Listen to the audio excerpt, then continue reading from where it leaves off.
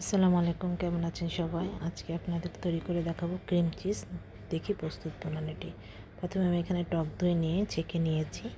তারপর দুধ নিয়ে দুধটাকে আমি ভিনেগার বা লেবু দিয়ে ছানা কেটে নিয়েছি। ছানাটাকে পানি ঝারিয়ে নিয়েছি।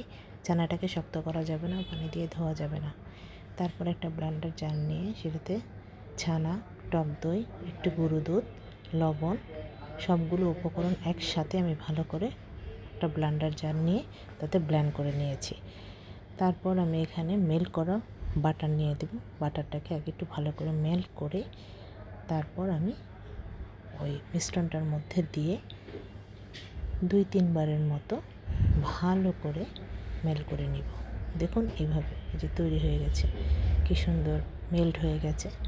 এখন আমি যে বাটিতে সেট করব সেই বাটিতে আমি ঢেলে নেব।